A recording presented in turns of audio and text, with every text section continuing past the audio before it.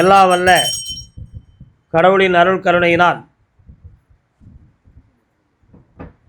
அருள்மிகு வழிகாட்டு மாளிகைப்பாறை கருப்பசாமி திருக்கோயிலுக்கு வருகை தந்திருக்கிற எல்லா பக்தர்களுக்கும்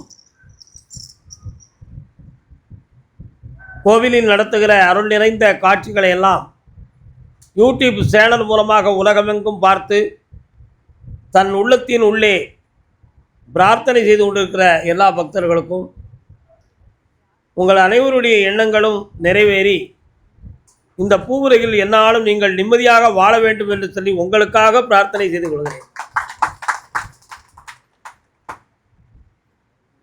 எல்லாருடைய எண்ணங்களுமே என்னை சாமி கூப்பிட வேண்டும், என்னை சாமி அழைக்க வேண்டும், கருப்பசாமி என்னை கூப்பிட வேண்டும், அப்படி தான் எல்லாரும் எண்ணமும் இருக்கும்.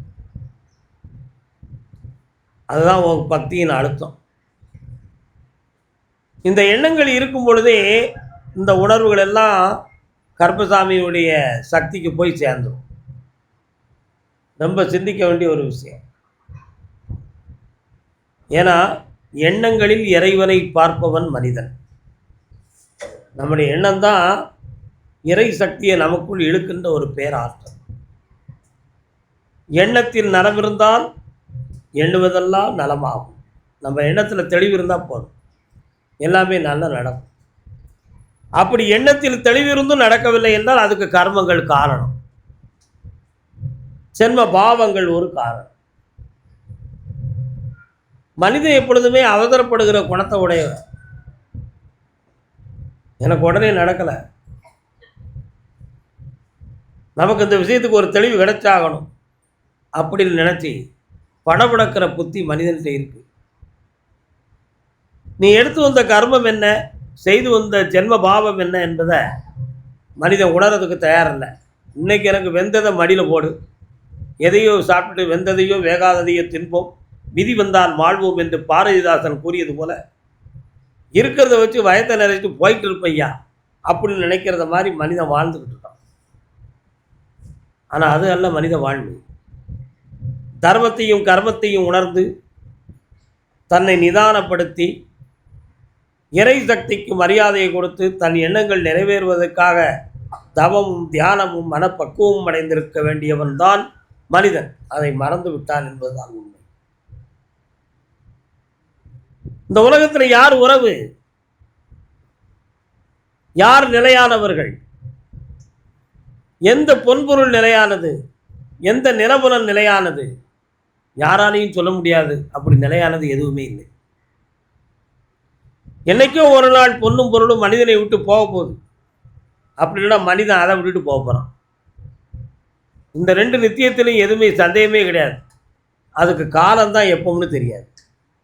இதுதான் மனிதனுடைய வாழ்க்கை. இதையெல்லாம் ஒவ்வொரு நாளும் உங்களுக்கு நான் அருள்வாக்கு தொடங்குறதுக்கு முன்னால் 15 நிமிஷம் 10 நிமிஷம் நான் உங்களுக்கு ஆன்மீக சொற்பொழிவு நான் பேசுகிறேன். நான் டைரெக்டாக எடுத்த உடனே நான் அருள்வாக்க சொல்லிடலாம். சில மனிதர்களுடைய எதிர்பார்ப்பு அப்படி தான் இருக்கும். ஏன் இதை போய் பேசிக்கிட்டு இருக்காரு, எடுத்த உடனே சாமியை கூப்பிட்டு சொல்லிட வேண்டியதானே, சட்டு போட்டு வீட்டுக்கு போயிடலாங்க அப்படின்னு நினைப்பீங்க. இந்த ஆன்மீகத்தை ஏன் சொல்கிறோம்னா மனிதனின் மன வேகம் அடங்க வேண்டும் என்பதற்கு தான் சொல்கிறேன். மனிதனுடைய செயலின் துடிப்பில் அதர்மம் வந்துவிடக்கூடாது என்பதற்கு தான் இந்த ஆன்மீக சொற்பொழிவு நம்ம பேசுகிறோம். தர்மம் என்ன கர்மம் என்ன என்பதற்கு விளக்கத்தை தெரிந்து விட்டான் என்றால் மனிதன் அடங்கி விடுவான், அமைதி கொள்வான். அதுக்கு இந்த ஆன்மீகம் தேவை என்பதற்காகத்தான் இந்த சொற்பொழிவை நம்ம பேசுறோம். எல்லாமே நிலையானது, நிலைத்தது, அது என் இடம், அது என் மாளிகை, என் வீடு, என் பொண்டாட்டி, என் புள்ள, இப்படித்தான் நம்முடைய எண்ணங்கள் புறாமல் இருக்கு. நம்ம எண்ணம் தான் இருக்கு. பாச கொடியில் நம்ம படர்ந்துருக்கோமே, நம்ம அப்பா அம்மா மேலே நம்ம பாசம் வச்சுருந்தோம். தாய் தப்புன்னு போன பிறகு உங்கள் பின்னால் போனவன் எத்தனை பேர்? ஒரு பேர் போகல. ஏன் போயிருக்க மாட்டான்? அவன் முன்னாடி அவன் பிள்ளைன்னு சொல்லி அவன் மனது இந்த பக்கம் தாய் இருக்கும், பெற்றோர்கள் உள்ள பாசம் குறைஞ்சிருக்கும். அதான் கொடி ஒன்றில் படர்ந்து மற்றொன்றை தொடர்ந்து கொண்டால் அதற்கு கொடி. நம்ம அப்பா போயிட்டாரேன்னு நம்ம நினைப்போம். ஆனால் அவனுடைய பெத்த பிள்ளை அப்பான்னு சொல்லி இங்கே எடுத்துக்க நிற்கும். அப்போ நினைப்பான், நம்ம அப்பா போயிட்டாரு, நம்ம கூட போயிட்டா நம்ம பிள்ளைக்கு அப்பா யார் இருக்கா? அப்படின்னு நினைப்போம். அப்போ இந்த பாச கொடி நம்மளை என்ன செய்யுது? சாக விடாமல் தடுத்துக்கிட்டு இருக்கு. நம்மளை வாழ விடாமலும், ஆன்மீக ஞான உலகத்தில் வாழ விடாமலும் நம்மளை கெடுத்துக்கிட்டு இருக்கு. வாழவும் செய்யணும், மாட்டிக்கிடவும் கூடாது. தெளிவு வேணும், ஞானம் வேணும். முடிவு என்னால் என்று யாருக்குமே தெரியாது இந்த உலகத்தில். ஆனால் முடிவு தெரியுதோ தெரியலையோ, இடைப்பட்ட காலத்தில் பெறுகின்ற மனப்பக்குவம் என்ன, அடைய வேண்டிய பாக்கியங்கள் என்ன என்பதை தான் மனிதன் உணரணும். பாக்கியம்னு சொன்னோடனே எனக்கு 10 பசுமாடு வேணும், 15 வீடு வேணும், 10 ஏக்கர் நிலம் வேணும், 4 கிலோ தங்கம் வேணும், இதுதான் பாக்கியம்னு நீங்கள் எல்லாம் நினச்சிக்கிட்டு இருக்கீங்க. ஆனால் உண்மை அது அல்ல. இதெல்லாம் இகப்பர சுகத்தின் வாழ்வுக்கு எடுத்துக்காட்டாக கொடுக்கப்பட்ட கண்ணுக்கு நிறைந்த பொருள்கள். இவைகளெல்லாம் விட அழியாத ஒரு பாக்கியம் இருக்காது, ஞான பாக்கியம். அது ஞான பாக்கியம். அது என்னது? இந்த ஆத்மாவுக்கு புண்ணியம் சேர்க்கக்கூடியது. நம்முடைய சந்ததிகள் நலமாக வாழ்வதற்கு நம்மை வழி நடத்துகின்ற ஒரு ஞான பாக்கியம். ரொம்ப முக்கியமான ஒரு விஷயம் இந்த விஷயம். ஒரு நண்பர் பீடி குடிக்கிறத பிள்ளைகளுக்கு தெரியாமலே குடிச்சுக்கிட்டு இருந்தார். ஒரு நாள் ஒரு மகன் மறைந்து நின்று பார்த்தான். அவருடைய சின்ன பையன், நம்ம அப்பா பீடி இழுத்தார், நம்ம எடுத்து பார்ப்போம்னு அவனும் எடுத்து பழகுவோம். அதை கெட்டதுன்னு சொன்னால் எங்கள் அப்பாவே அதை தான் செஞ்சார், நீங்கள் என்ன கெட்டதுன்னு சொல்கிறீங்க? அப்போ வழிகாட்டி யார்? முன்னோர்கள். இப்படி இதெல்லாம் எடுத்துக்காட்டுக்கு தான் சொல்லுதேன். இதை மாதிரி தான் நீ செய்கிறத உன் பிள்ளை பார்த்து அதை செய்யணும்னு நினச்சான். ஆனால் நீ தெரியாமல் செஞ்ச பாவம் என்ன செய்யும்? நாளைக்கு உன் சந்ததிக்கு பிடிச்சிக்கிடும். அது அந்த துயரத்தில் கிடந்து இழுபடும். எத்தனை பேர் நம்ம கோயிலுக்கு வராங்க? ஜென்மபாவத்தின் அடிப்படையில் உனக்கு மூளை நரம்பியல்கள் பாதிக்கப்பட்டிருக்கு, அதுக்கு காரணம் இப்படி நடந்துச்சுன்னு சொல்லுதோம். அவன் கண்கூடாக ஒத்துக்குவான். உங்கள் தாத்தா எல்லாருக்கு ஒரு கேடு செஞ்சு ஒரு குடும்பத்தை வாழ விடாமல் தடுத்தான், இன்னைக்கு ஓம் பிள்ளை வாழாமல் போயிடுது அப்படிங்கிற உண்மையை சொல்கிறோம். உண்மையிலே எங்கள் குடும்பத்தில் அப்படி நடந்துச்சு சாமின்னு சொல்கிறான். அப்போ என்ன அர்த்தம்? தாத்தா செஞ்சால் பேரனுக்கு, பேரன் செஞ்சால் அவன் பிள்ளைக்கு. அப்போ தொண்டு தொட்டு பாசத்துக்கு எப்படி ஒரு கொடி இருக்கோ அது மாதிரி பாவத்துக்கும் ஒரு கொடி இருக்கு. செய்தாருக்கு புண்ணியம், சேர்ந்தாருக்கு பாவம். ஒருத்தன் பாவம் செஞ்சுருக்கான், அவன் கூட 10 நாள் அலைஞ்சா அது நம்மளையும் சேர்த்து பிடிச்சிக்கணும். அப்போ அவனை திருத்தணுமா சேர்ந்தவனை திருத்தணுமா? அவனை தான் திருத்தணும். சேர்ந்தவன் அப்பாவை என்ன செய்வான்? அப்போ எல்லாருமே உள்ளத்தால் சீர்திருந்தி விட்டால் ஒருங்கிணைந்த வாழ்வுக்கு பொருத்தமாக இருக்கும். அப்போ மனிதன் தன்னை உணர்ந்து விட்டாலே போதும், விஷயம் ஓகேன்னு அர்த்தம். இதுதான் முதல்ல நம்ம எல்லாம் புரிஞ்சுக்கணும். எதுவும் நிலையானதில்லை அப்படிங்கிறத பற்றி பேசினேன். சினிமா படத்தில் ஒரு பாட்டு உண்டு, நானே எனக்கு பகையானேன் இந்த நாடகத்தில் திரையானேன் அப்படின்னு ஒரு பாட்டை பாடினார் ஐயா கண்ணதாசன் ஐயா அவர்கள் எழுதிய பாடல். ஆனால் அந்த பாட்டுக்குள்ள அர்த்தம் என்ன? நானே எனக்கு பகையானேன். திருமூலருடைய பாட்டிலிருந்து எழுதிய ஒரு கருத்து தான். உடைத்தனை வஞ்ச பிறவியை உள்ளம் உருகும் அன்பு படைத்தனை நெஞ்சத்து அழுக்கையெல்லாம் அருள் புனலால் துடைத்தனை. அபிராமி அந்தாயில சொல்லுதாரு, உன் பிறவியை உடைக்கணும், உன் நெஞ்சில் இருக்கக்கூடிய வஞ்சகத்தை அறுக்கணும், நீ தர்மவானாக வாழணும். உள்ளம் உருகும் அன்பை நீ படைத்து விட்டால் அது உண்மையானதாக தெய்வத்தின் மீது இருந்தால் உன் நெஞ்சத்து அழுக்கையெல்லாம் அது துடைத்து விடும் என்று கூறினார் அபிராமிப்பட்ட. கடவுளை வணங்குறவங்கிட்ட நேர்மை இருக்கணும், கடவுளை வணங்குறவங்கிட்ட நன்னடத்தை இருக்கணும், அடுத்தவன் வாழ்க்கையை கெடுக்கிறதுக்கு மனசு வரக்கூடாது. பிரத்தியாருடைய முன்னேற்றத்தை தாழ்வாக்குவது எப்படிங்கிறதுக்கு திட்டம் போட்டால் அந்த திட்டம் மனிதனையே போய் அறுக்குங்கிறதுல சந்தேகமே கிடையாது. எத்தனையோ எடுத்துக்காட்டு மனிதர்கள் அந்த பூலோகத்தில் பார்த்துக்கிட்டு இருக்கோம். அப்போ மனிதன் திருந்தணும்.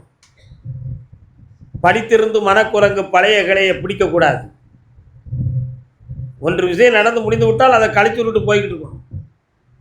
புதுமையாக புண்ணியத்தை சேர்ப்பது எப்படிங்கிற வார்த்தைக்கு வரணும். அவன் தான் மனுஷன். இந்த விஷயத்துக்கெல்லாம் வரணும். ஆனால் அந்த உடம்பை பற்றி அந்த பாட்டில் சொல்லுவார், புடவை கிழிந்தது போயிற்று வாழ்க்கை,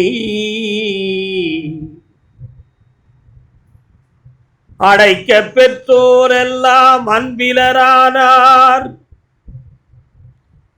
அடைக்க பெற்றோரெல்லாம் அன்பிலரானார், கொடையில்லை கூத்தில்லை கொண்டாட்டம் இனி இல்லை, நடையில்லை இனி நாளிலத்தார்க்கு.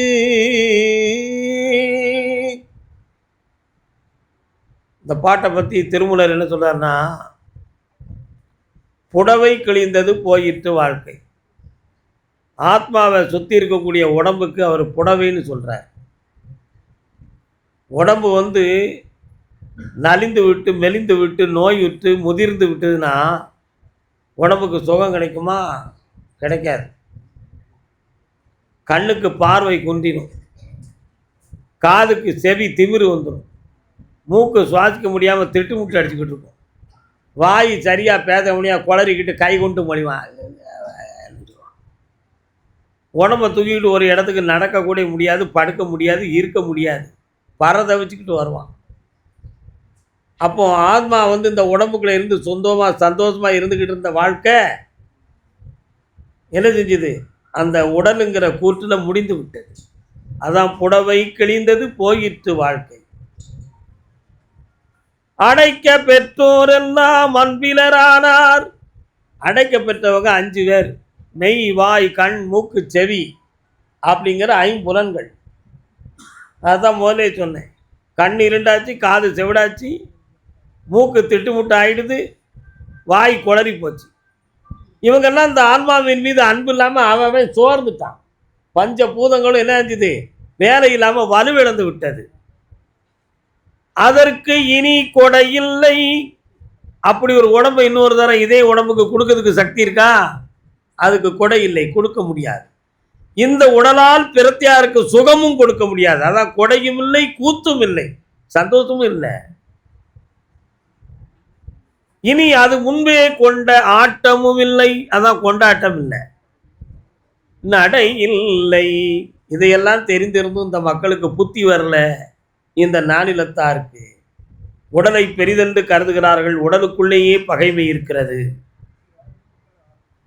ஆகையினால் இதை புரிந்து ஆன்மாவே பெரிதென்று நினைக்க வேண்டும்.